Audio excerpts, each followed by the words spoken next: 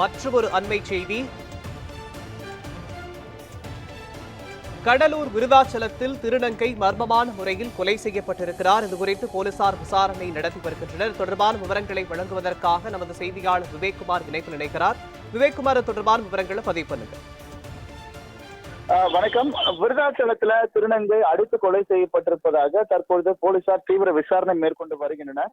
தஞ்சாவூர் பகுதியை சார்ந்த திருநங்கை சங்கவி. இவர் கடலூர் மாவட்டம் உள்ள விருதாச்சலத்துல வீட்டில் வாடகை எடுத்து தங்கி வந்துள்ளார். இந்த நிலையில அந்த வீட்டின் உரிமையாளர் சரிவர வாடகை பணம் கொடுக்காமல் அவரை மிரட்டி வந்ததாக கூறப்படுகிறது. இந்த நிலையில திருநங்கை இது குறித்து வாடகை தருவதை தொடர்ந்து அந்த சங்கவி அவருடன் பிரச்சனையில் ஈடுபட்டுள்ளார் என்ற ஒரு தகவல் வெளியானதை அடுத்து அவரது வீட்டிலே திருநங்கை மர்மமான முறையில கொலை செய்யப்பட்டு கிடந்தார். இதனை அடுத்து அருகில் இருந்தவர்கள் அவர் அந்த உடல் காப்பு காட்டில் மர்மமான முறையில் இறந்து கிடந்ததாக தகவல் வெளியானது.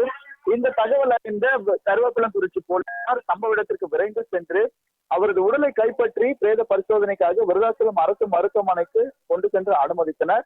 மேலும் அந்த அந்த சம்பவத்தின் போது பயன்படுத்தப்பட்ட அந்த இருசக்கர வாகனம் உள்ளிட்டவைகளை போலீசார் பறிமுதல் செய்து அதற்கான தீவிர விசாரணைகள் மேற்கொண்டு வந்த நிலையில தற்பொழுது அந்த திருநங்கை மர்மமான முறையில கொலை செய்யப்பட்டதை அடுத்து தற்பொழுது இந்த வழக்குல 6 பேரை பிடித்து போலீசார் விசாரணை மேற்கொண்டு வருவதாக ஒரு தகவல் வெளியாகி இருக்கின்றது.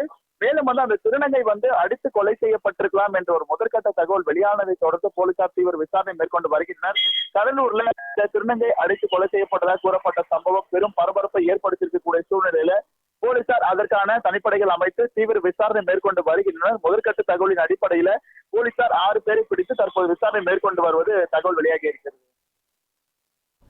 விவரங்களுக்கு நன்றி விவேக்குமார்.